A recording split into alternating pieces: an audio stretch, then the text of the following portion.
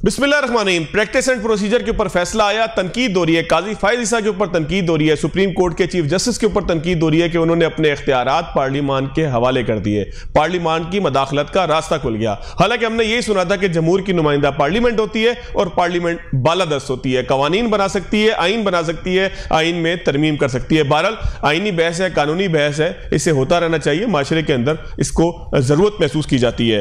बात करेंगे मियां मोहम्मद नवाज शरीफ की वापसी के ऊपर भी, और जो मुद्दा मैंने आपको पहले बताया प्रैक्टिस एंड प्रोसीजर बिल का, उसके ऊपर भी बात करेंगे, होने वाली तनकीद पे भी बात करेंगे, लतीफ खोसा साहब से बात करेंगे, उनसे पूछेंगे वो क्या कहते हैं। लेकिन पहले बात करेंगे मियां मोहम्मद नवाज शरीफ की वापसी। इस वक्त टॉक ऑफ दी टाउन बनी हुई है। क्या इबाहम अभी भी बाकी है? क्या कुछ ऐसा धुंधला है कि जो अब तक दिखाई नहीं दे रहा मंजर के उस पार मामलात है? क्या मेरे साथ हसन अयूब साहब मौजूद होंगे, सीनियर सहाफी हैं, तज्जियाकार हैं, उनसे पूछेंगे। इसके साथ साथ बैरिस्टर राशिद असलम भी मौजूद होंगे लंदन से।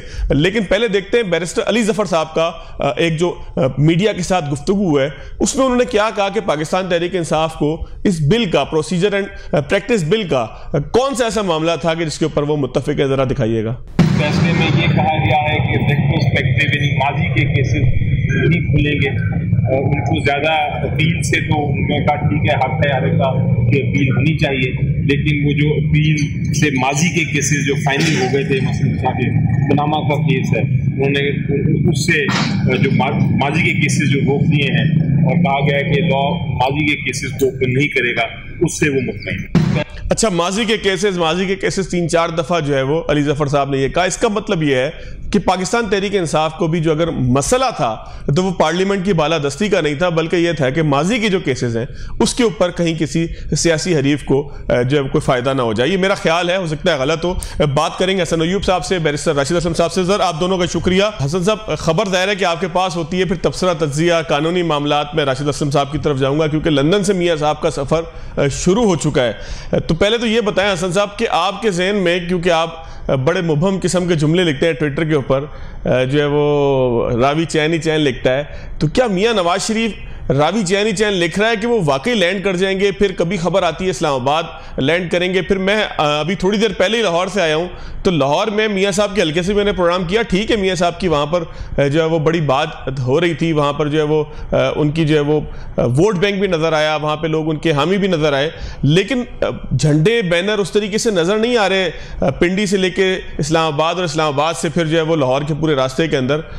तो मियां साहब वापस आ रहे हैं वाकई? देखिए फवाद साहब, अभी तो ये बहस खत्म हो जानी चाहिए, क्योंकि ये तो चीज बड़ी जो है अब वाज़ेह हो चुकी है कि former prime minister Mohammad Nawaz Sharif साहब 21 तारीख को आ रहे हैं, और मैं खुद 18 तारीख को दुबई जा रहा हूं, और 21 तारीख को जो उम्मीद पाकिस्तान की जो चार्टर्ड वो आ रही है फ्लाइट, उसमें मैंने भी आना है, तो मैं भी उसका मुसाफिर हूंगा।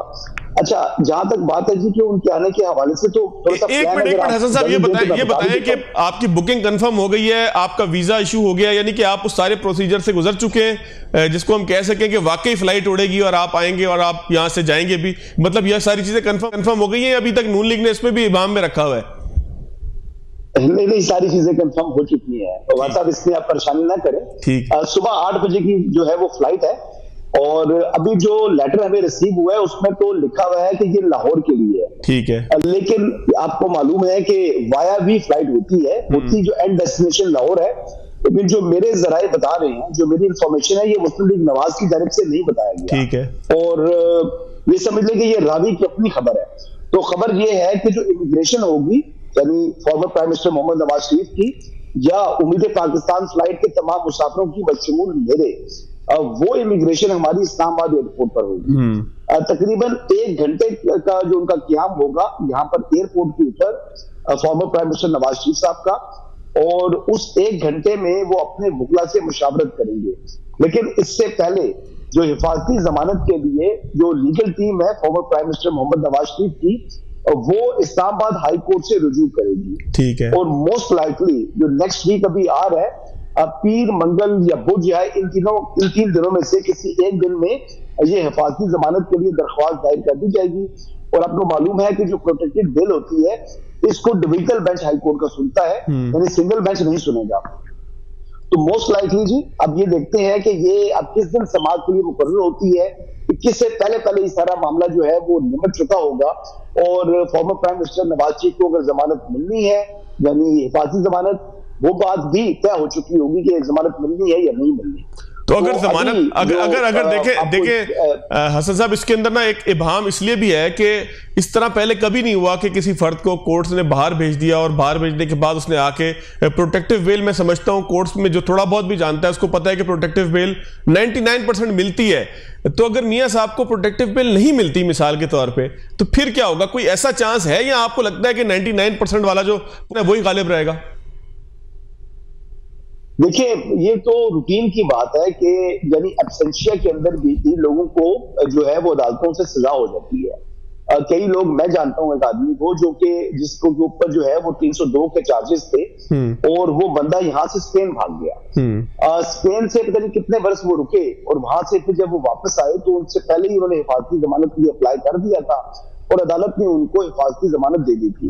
تو فارمر پرائم منسٹر محمد نواز شریف صاحب نے کوئی 302 تو نہیں کیا ہوا، یعنی وہ جو ان کے اوپر مقدمات ہیں ایون فیلڈ میں دیکھ لیں، یعنی ہائی کورٹ میں اگر آپ دیکھیں تو وہ مریم نواز شریف صاحبہ کی بریت تھی اس بیس کے اوپر ہوئی تھی کہ former prime minister Nawaz Sharif صاحب کا کوئی رول ڈیٹرمن نہیں کر سکا تھا نیب۔ اور دوسرا جو مشہور زمانہ یعنی ارشد ملک صاحب والا معاملہ ہے، تو وہ سزا جو انہوں نے سنائی تھی اس کی کہانی تو وہ خود سنا چکی ہیں۔ تو یعنی ایک کیس میں، یعنی جو ایون فیلڈ والا کیس ہے اس میں تو بریت نواز شریف صاحب کی دیوار پر لکھی دکھائی دے رہی ہے، جہاں تک دوسرا کیس ہے العزیزیہ والا جس میں کیسز کی طرف حسن صاحب، میں کیسز کی طرف آپ سے جو نا میں کہہ رہا ہوں کیسز کی طرف میں دوبارہ آ جاؤں گا آپ کے پاس تاکہ تفصیل سے کیسز پہ بات ہو جائے، کیونکہ اعظم نریندر تارڑ صاحب نے بھی کہا ہے کہ جی ان کی نااہلی تو ایک جو الیکشن ایکٹ کے اندر ترامیم تھی اس کے بعد ختم ہو گئی ہے، اس لیے میں کہتا ہوں تفصیل سے ذرا بات کر لوں، اگر آپ کہیں تو میں چلے آتا ہوں راشد صاحب کی طرف۔ جی پلیز۔ راشد صاحب، میاں صاحب کی وہاں قانونی ٹیم ایک لندن میں موجود تھی، ظاہر ہے کہ اب وہ لندن میں موجود نہیں رہے لیکن اتنے عرصے وہ وہاں پر تھے، تو اس قانونی ٹیم نے کس طریقے سے تمام معاملات کا جائزہ لیا؟ کیا گفتگو ہوتی رہی؟ اگر کچھ آپ تھوڑا سا اس حوالے سے بتا سکیں۔ دیکھیں یہاں پہ obviously اگر قانونی ٹیم جو بھی ہوتی ہے وہ جو بھی ان کی اسٹریٹجی ہوتی ہے اس کو بتاتے نہیں، افشا نہیں کرتے۔ ہاں یہ ضرور اطلاعات تھیں کہ پچھلے دنوں لاہور سے بھی کچھ وکلا آئے ہوئے تھے جو آگے جا کے ان کی جو پروٹیکٹیو بیل کو اپلائی کریں گے، بٹ یہ ہے کہ آگے جو اسٹریٹجی ہے وہ تو کبھی بھی بتائی نہیں جاتی، نہ اس کا پتہ ہوتا ہے۔ لیکن اگر میاں صاحب وہاں پہ گئے ہیں، جیسے پاکستان کی صورتحال ہمیشہ سے رہی ہے سیاسی طور پہ، تو کوئی نہ کوئی گارنٹی، کوئی نہ کوئی ایسی چیز تو ہوگی جس کے تحت وہ وہاں پہ گئے ہیں۔ اور پاکستان ایسا کنٹری ہے، بہت کم ملکوں میں سے ایسا ہے کہ جہاں پہ اگر فرض سے کوئی سزا سنا دی گئی تو بندہ ہیلتھ ٹریٹمنٹ کے لیے یہاں پہ آ گیا، اب اگر واپس بھی جائیں گے تو بیل ہو سکتی ہے۔ جو پاکستان میں سیاسی مقدمات ہوتے ہیں اس کا باہر کی دنیا میں بھی اسی طرح تاثر لیا جاتا ہے کہ اس کو بہت سیریس نہیں لیا جاتا، زیادہ تر پولیٹیکل وکٹمائزیشن کے حوالے سے مقدمات کو دیکھا جاتا ہے۔ اسی وجہ سے جب آپ دیکھیں کہ ایکسٹریڈیشن کا کیس تھا میاں صاحب کا یہاں پہ، جب عمران خان صاحب وہاں پہ برسر اقتدار تھے، تو یہاں کے جو کورٹس تھے یا یہاں کے جو ہوم آفس تھا، ان کی یہ ریزرویشن یہ تھی کہ وہاں پہ پولیٹیکلی موٹیویٹڈ کیسز ہوتے ہیں، تو اس وجہ سے ایکسٹریڈیشن والا جو سچویشن ہے وہ اس کو انٹرٹین کرنے کو تیار نہیں تھے۔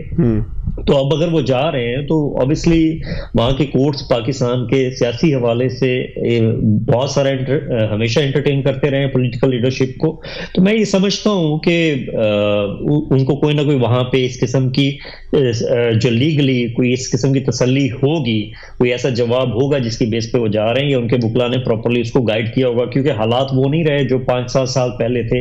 حالات بہت زیادہ چینج ہو گئے ہیں پاکستان میں، اور ان کی پہلے گورنمنٹ بھی رہی ہے، بہت سارے مقدمات جو تھے ان کی نوعیت وہ نہیں رہی، جس طرح انہوں نے بتایا ارشد ملک کا جو کیس تھا وہ بھی اتنا اس میں وہ اسٹرینتھ نہیں رہی، تو کورٹس جو نیو فیکٹس ہیں وہ وہاں پہ دیکھے گی۔ اور جس طرح پروٹیکٹیو بیل کا پاکستان میں رواج ہے یا جو پریسیڈنٹس ہیں اس کے مطابق تو پروٹیکٹیو بیل مل جاتی ہے، وہ میں جو دیکھ رہا ہوں کہ ان کو مل جائے گی پروٹیکٹیو بیل، بہت زیادہ پرابلم نہیں ہوگی اس میں، پروٹیکٹیو بیل مل جائے گی۔ میں بریک کے بعد آؤں گا تو تارڑ صاحب نے بات کی ہے صحافیوں سے، کسی سوال کا جواب انہوں نے دیا، میاں صاحب کے خلاف کیسز کس طریقے سے ٹریٹ ہوں گے، کون کون سے معاملات ہوں گے، جب بریک کے بعد آئیں گے تو وہ سن بھی لیں گے اور اس کے اوپر ذرا تبصرہ بھی لے لیں گے۔